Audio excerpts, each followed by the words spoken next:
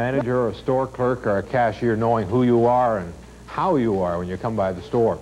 Imagine getting some personal friendly service, even a simple thank you when you're finished at the cash register. Well, it's all the stuff of old-time neighborhood grocery stores.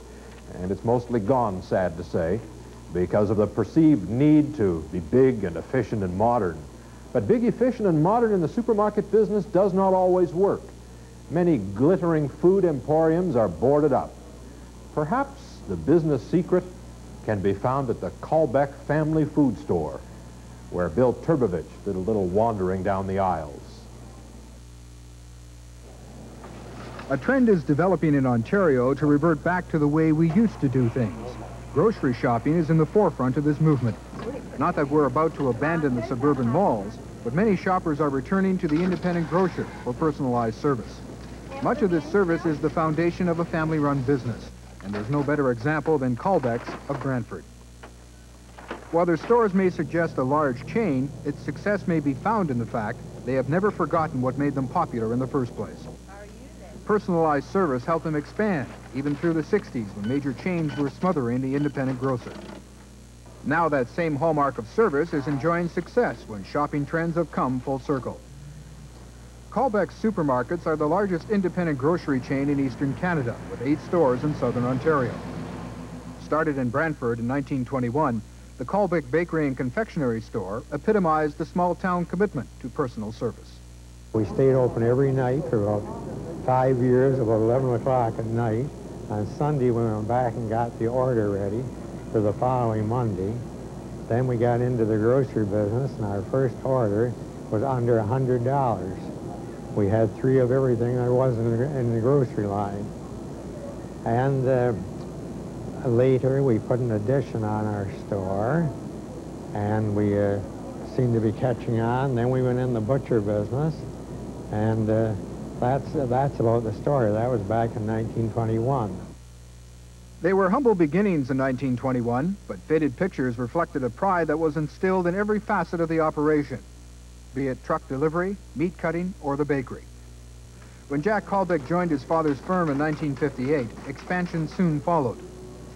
As you walk through his largest store in Brantford, Jack Calbeck greets his employees on a first-name basis. He treats customers the same way.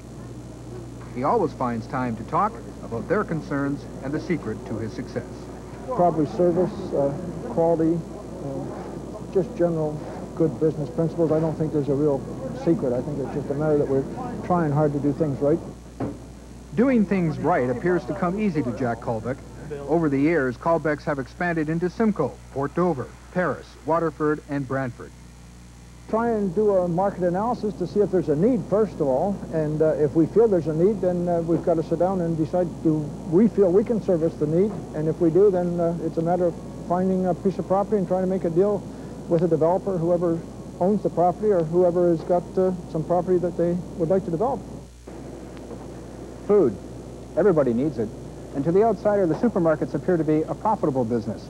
Surprisingly, the profit margins in the retail food industry are usually less than 2%, and a marketing mistake could prove to be disastrous. The grocer, because of competition, is forced to walk a thin line between stability and failure. Well, it's tough, but I guess, fortunately, I seem to be doing more things right than wrong because we're still here.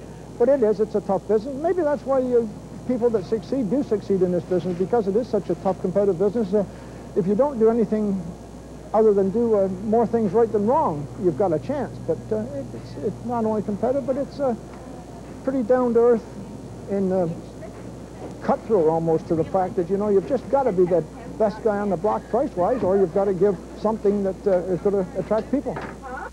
Competition comes in many forms. An AMP around the corner, a Miracle Mart just down the street.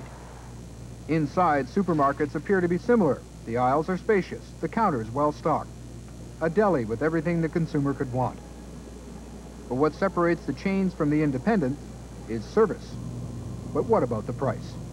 You've got to stay on top of the retail pricing, obviously, because the business is so competitive that you just can't afford. The customers will soon let you know if you're on the line. We subscribe to a price service out of Toronto that gives us all the chain store prices, and from that we set our retail. But the funny part was, 40 years ago, you took your invoice from your wholesaler, set your retail from cost, but today you set the retail from the competition, then you worry about the cost. More than anything, the fact that it's a family-run business sets it apart from all the others. But does that inflict a penalty once you grow beyond your hometown? The toughest part was probably to get here in the first place. And, of course, that was back before my time, really. My dad and my grandfather were in this business, and my uncle has been in it. They started it, and there was a base when I came here. I've been here since 1958, and there was a base already established. And from that base, we've grown. There are some advantages when you have more than one outlet, because you've got some cost-saving factors. But it's a pretty tough business today. The cost of advertising is high. Radio advertising is expensive. Newspaper advertising is expensive. So you have to have a base to start with, and volume in our business is the thing that seems to answer most of the ills. Calbeck's is not unionized. It doesn't have to be. The employees are paid union scale and benefits, but they carry no cards. For people like Dan Boyd, who has worked in unionized grocery stores before, Calbeck's was a breath of fresh air. Here, being an independent operation, they tend to leave you alone much more so than they do at the chains. With not having a union, it makes things so much more free for the employees. As long as you do your job properly, they seem to leave you alone. And if you do your job, that's what they're looking for. I just enjoy working here. Everybody seems to get along really, really good. The working atmosphere has attracted the next generation of Calbecks into the business. Son Michael isn't certain of his future just yet, but he takes an active interest in his father's business. Brother Mark is one of 8 employees in the massive warehouse that stocks everything needed for the chain's 8 stores. What do you do for an encore? 8 stores, over 400 employees, 2 tractors, 5 trailers, and a large warehouse? Why expand, of course? I guess nobody really knows what's around the corner. If the right locations come along, sure, we'd have to take a good, serious look at it. I've got boys that are coming along, and one's in the business now, and a couple more will be coming in shortly, so I think we'll probably stay a company that's small, private, family-owned. I'm Bill Turbovich for Everybody's Business.